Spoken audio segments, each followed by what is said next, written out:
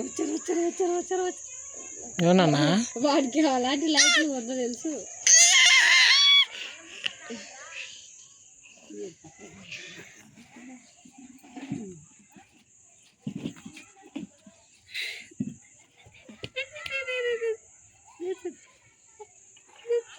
వీడు తక్కువ కాదు.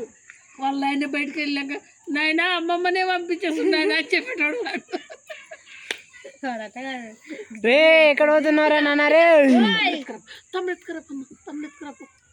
ఈ బాధ కొసులకు ఫోన్ చేసేసి యాక్టర్కి వచ్చారు నాయన. ఆన్లైన్ బంద్ ఉందని నాకు